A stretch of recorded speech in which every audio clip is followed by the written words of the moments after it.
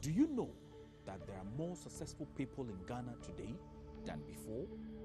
Well, that is the truth, and the secret is in prudent financial planning with the right financial manager. You need to know the right fund manager who spends your money 24 hours a day, 7 days a week, 4 weeks in a month, and 12 months in a year. That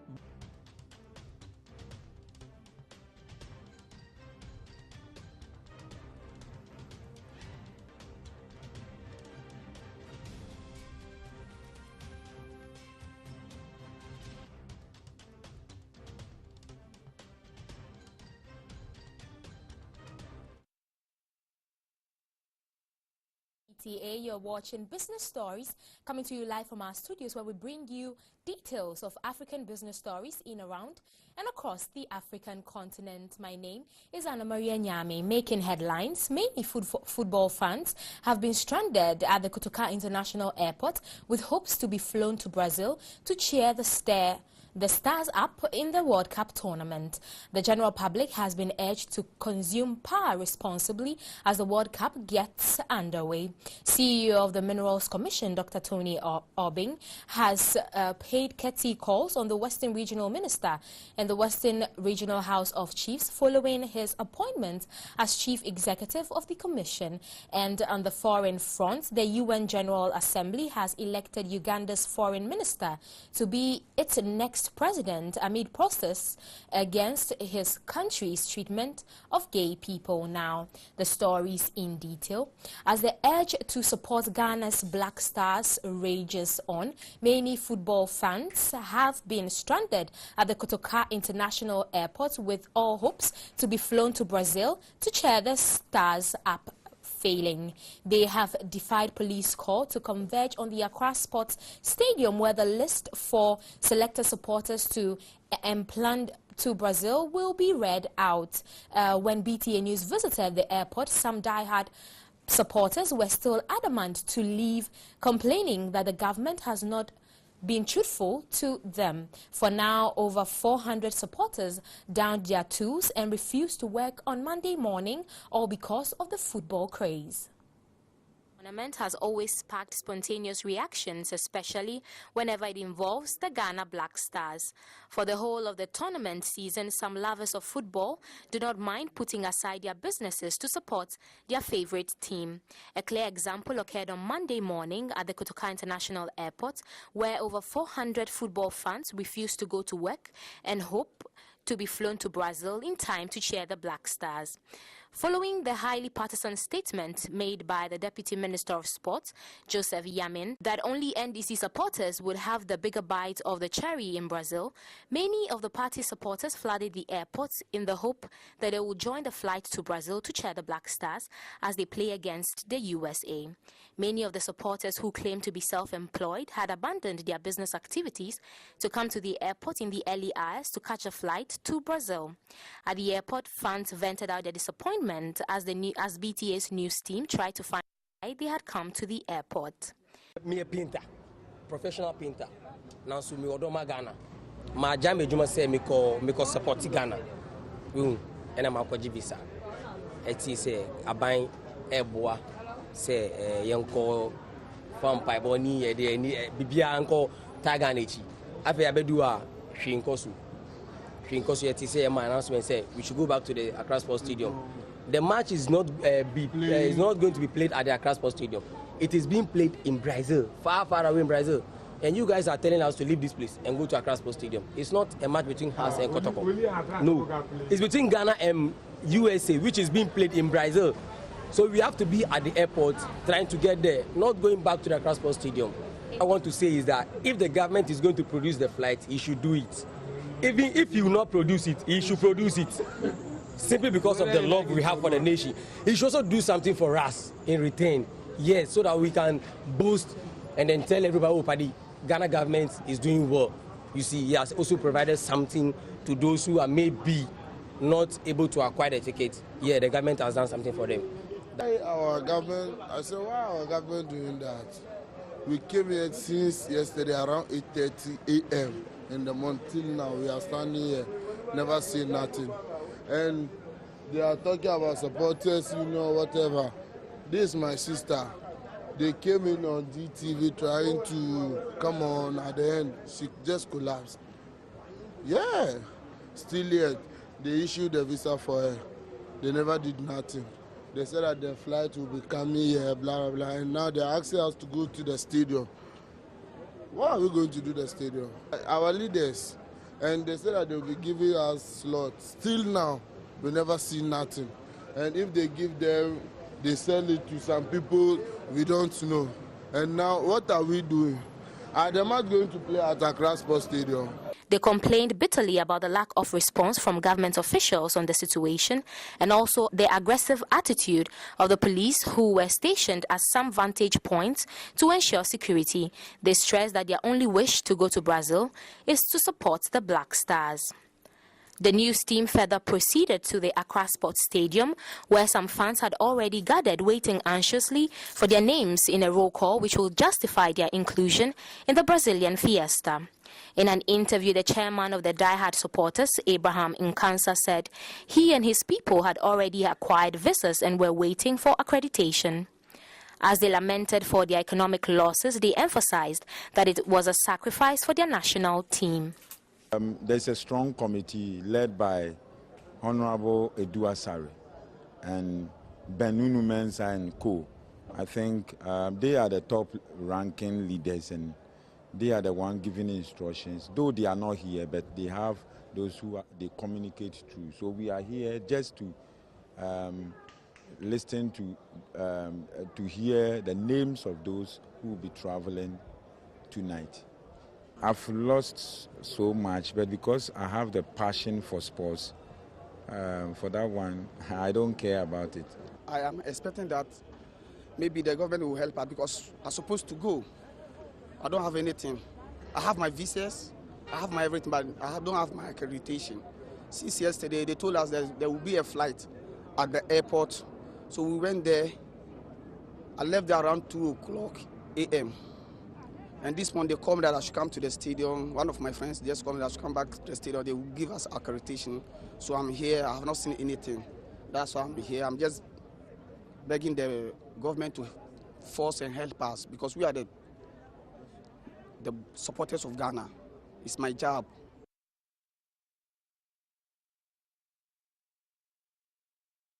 Meanwhile, one of the supporters, Ilyasu Musa, a casino dealer, expressed his disappointment at the level of bias by government in financing people to go to Brazil. He noted that when it comes to cheering, singing and motivating the Black Stars on the field, the musicians, actors, among others who have been included, do not deserve the honor to do, as they do not support much by singing and cheering. Ilyasu Musa emphasized that the true supporters who spend money to motivate the players are sometimes left out when opportunities to go out of the country are made available.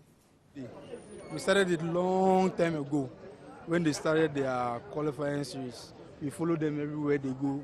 We use our money, we use our energy, our time. You know, all this is special, but we use it for them because we like them. And this very last minutes is like they qualified. We cheered them and they qualified to the finals in Brazil. So there is some kind of bias going on. We, the ones that suffer, are not chosen. Rather, some people, musicians, actors, boxers, and what have you, were the ones that were chosen. And if where the bias started, the flight that was chartered for supporters, we had some ministers, some government members who can afford to use that flight. They use their protocol power to board that flight. They are rich. They can buy tickets for themselves. They are not going to sit in the sun and sing and dance as we are going there. But why should they rather cheat us? This is a cheat. So I think this is not fair. If we will start from day one and the last minute some people will go and enjoy it there, this is not enjoy. But as I said, we are patriotic we like them in our soul. That's why we are doing this. We are not going there because it's Brazil. We are going there because there's Black Star there and we want to do what we are doing. We did some time ago, yes. So that's why we are here.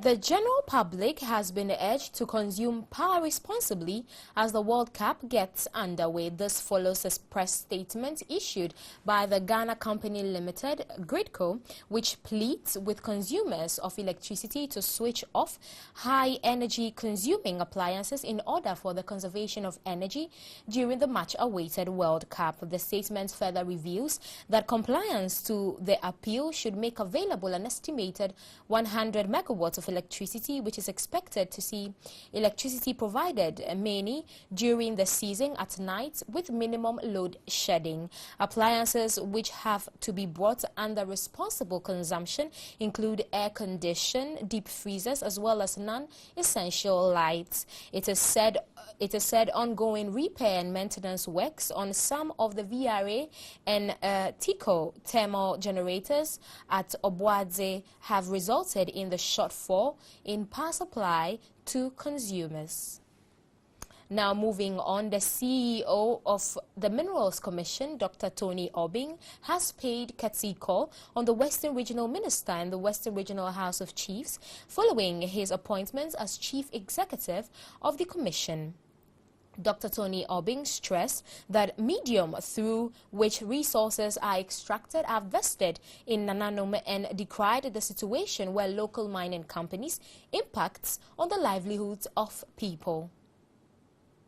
Dr. Tony Obing noted that the Western region is a key mining destination in Ghana, with volumes of the country's minerals exports coming from this region. He said it is important to ensure that communities in the region where mining takes place get the needed benefits from the proceeds of these resources to ensure the growth and development of the affected communities. One area that needs particular attention is the small-scale mining subsector, which the Mining Act 703 allow only Ghanaians to venture into. Dr. Tony Obing encouraged people from the region to effectively participate in small-scale mining, which he believes is one of the way of catalyzing development in the Western region. He said small-scale mining is good for the country, but condemned illegal mining in all forms. During his visit, he again appealed to the chiefs to actively get involved in stamping out all forms of illegal mining in the sector so that the environment could be preserved for future generations. Whilst we believe that small-scale mining is good for the country, and I'm talking about properly organized, lawful small-scale mining is good for the country, we have serious concerns about mining that is done illegally. Sometimes some people may have the certificate, they may have a permit, they may dangle a permit, and I know that we have the permit to mine. Meanwhile, this permit may be for different grounds. And once they have a permit that doesn't cover the grounds on which they are operating, it is also illegal. Now, it is important, and we have also observed the menace that it has caused. And needless to say that the Pride River is almost dead. And I know the Pride River feeds the good people of Tanzania and its environment.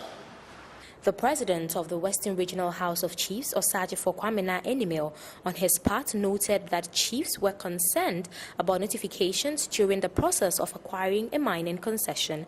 Osagyefo Kwamena Enimel advised that the Traditional Council is a statutory body where Nanano meet and called for a closer collaboration between the Minerals Commission, Environmental Protection Agency, and the Water Resource Commission to have a critical look at the above issues. He drew the Commission's attention to the undue delay in the payment of mineral royalties. Tension is mounting at the National Labour Commission, NLC, as there are alleged plots to clandestinely remove the acting executive secretary, Dr. Bernice Welbeck. She assumed office as executive secretary of the NLC last year after the retirement of her predecessor. Per the policy on acting assignment in the public service, her performance was supposed to be assessed after the first 6 months for confirmation or promotion. An acting officer is only removed from office when his or her performance is unsatisfactory after the assessment. But there is an alleged plot to advertise her position without any assessment of her work.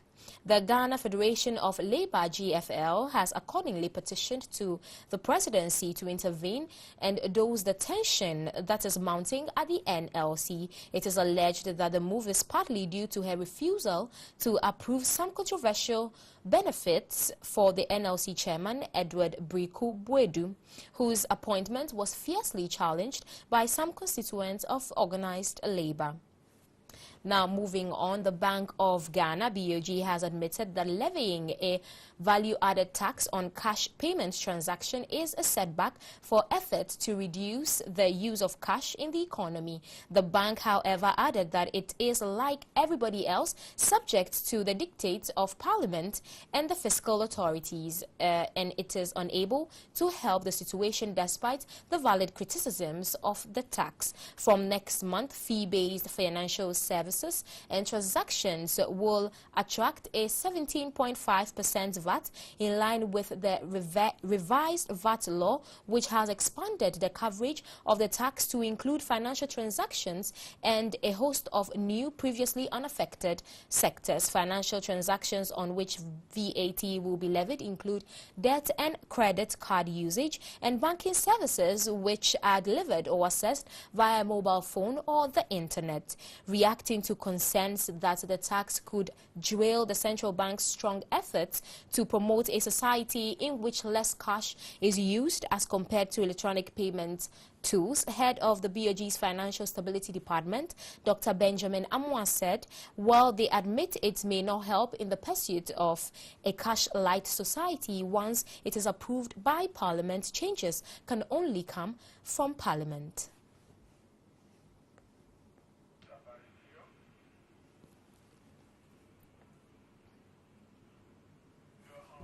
A memorandum of understanding between Ghana and Israel is expected to be signed today as both countries create an enabling environment for the transaction of business and growth of economic relations. A delegation of up to 60 businesses was accompanied by the Israeli Foreign Minister, Mr. Avigdor Lieberman, to Ghana ahead of bilateral talks between the two countries. Ghana is to benefit from about $500 million US dollars worth of investment from Israeli businesses. As the Ghanaian economy continues to benefit from the Israel's considerable investment in the areas of agro-processing and manufacturing, it is of high belief that Ghana-Israeli relations will subsequently add up to a cushioning on the ailing Ghanaian economy, which continues to have its currency fall to the dollar. Now we'll take some business information from our BizBit segment.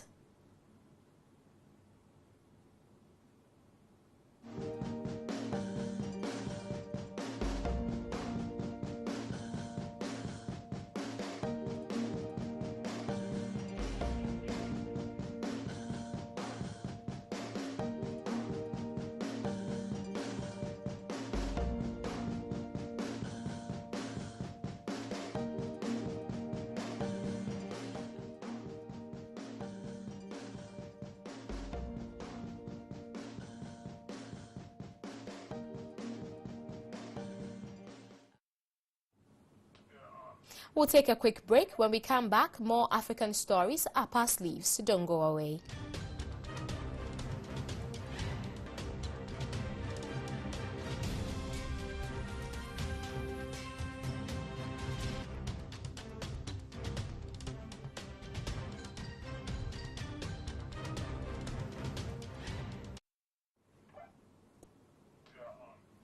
Welcome back. Now, moving straight to other African stories. 10 years ago, one would describe the lakeside city of Kisumu as one street town and get away with it.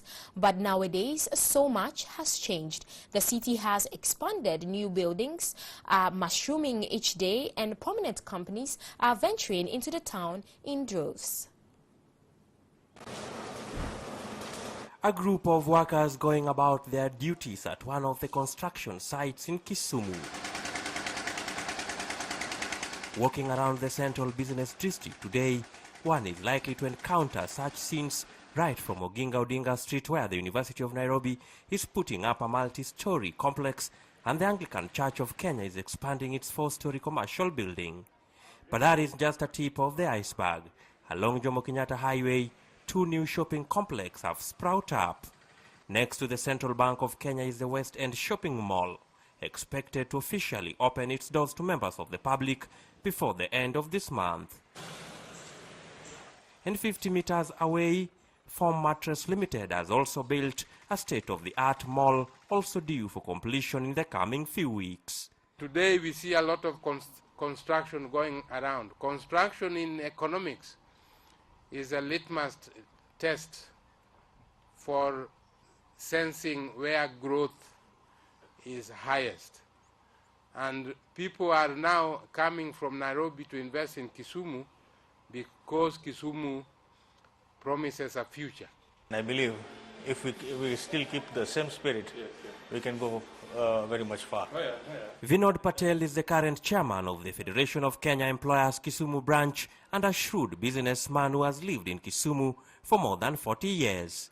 This mall are signs that the spending power in Kisumu is changing. It is no longer what it used to be. In the last 20 years, things have drastically changed.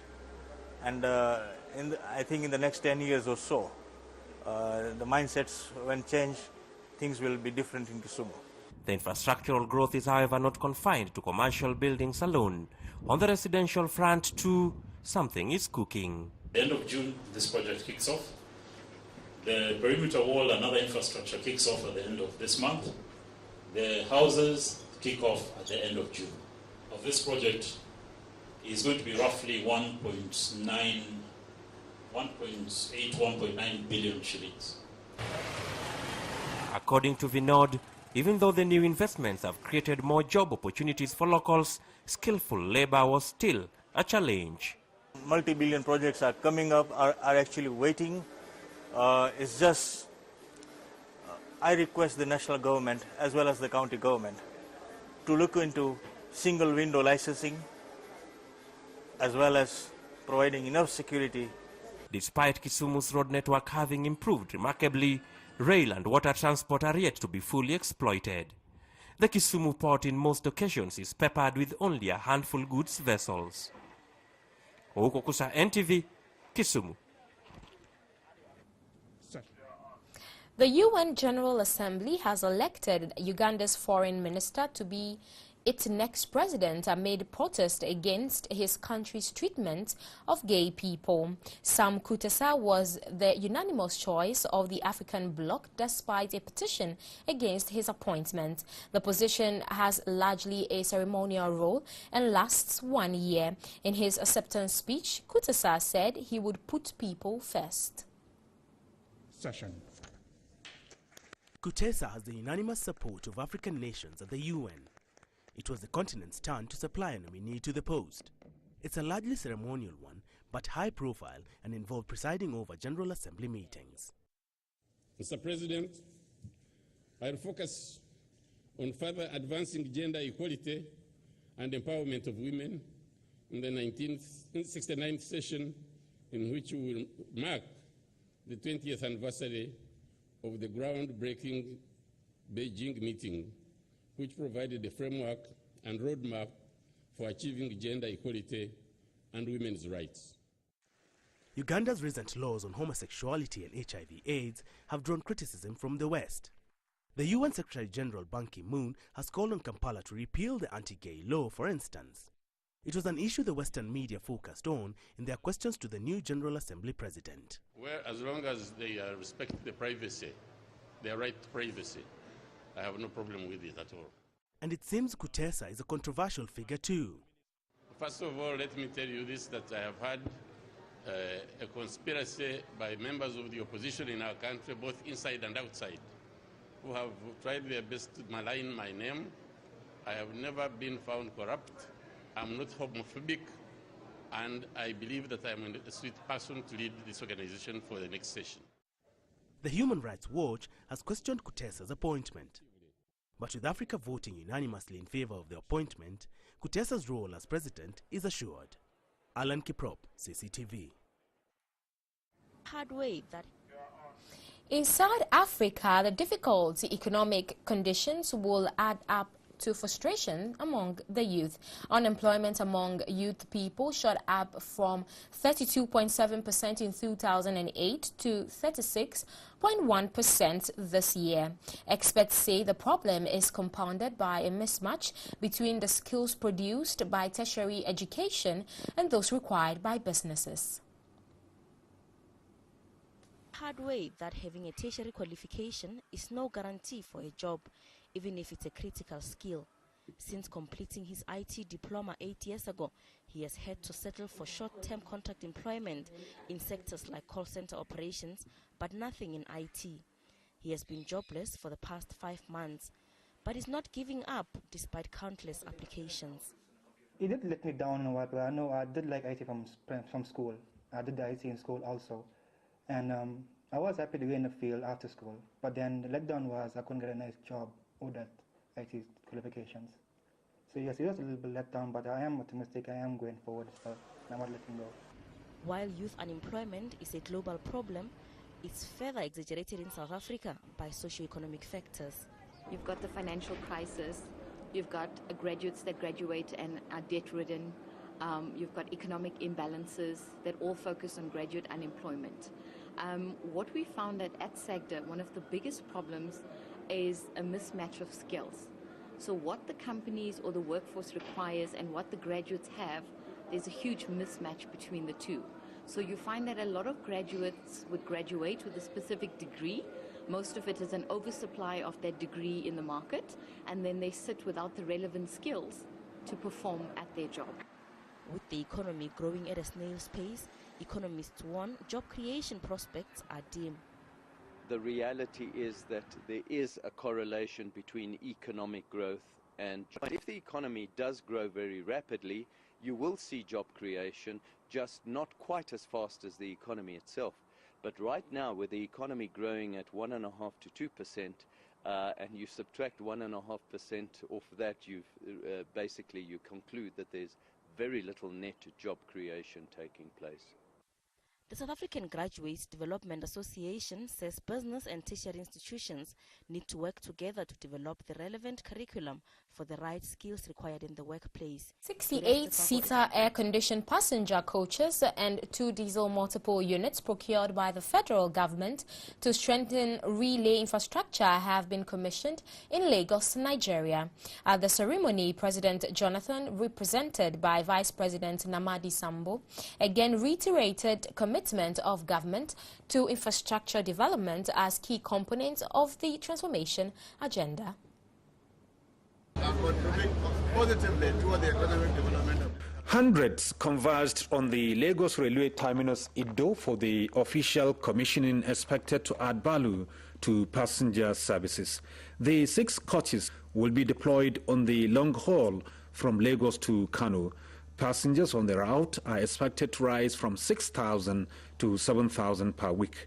The 2 sets of diesel multiple units, on the other hand, will strengthen intercity movement of people, as each of the coaches will have 72 seating and 108 standing. President Jonathan expressed resolve of his administration to bring Nigeria to modern standards of railway services. He said 25-year plan for the sector needs private sector participation. I want to congratulate Mr. President and all Nigerians for this fantastic provision of railway coaches after the rehabilitation of the rail lines in this country. A large number of coaches have been procured, and this will continue. The Minister of Transport, Senator Idris Umar, presented a detailed account of government's initiatives to transforming the railway sector with specific intervention in strengthening infrastructure and rolling stocks. He said project for the Eastern Track rehabilitation from Port Harcourt to Maiduguri of 1,657 kilometers is in advanced stage of completion, and the standard gauge from Abuja to Kaduna has reached 82% completion status. In addition to 7 new standard gauge railway development in the pipeline, the minister said a framework agreement has been signed for the coastal railway line crisscrossing 10 states. A distance of 1,385 kilometers. For the avoidance of doubt, the framework agreement is not a commercial contract, but a tool to facilitate further discussion between the federal government of Nigeria and prospective Chinese financiers. Chairman Board of Nigerian Railway Corporation Alhaji Bamanga Tukuru said the board is committed to quality improvement of railway services.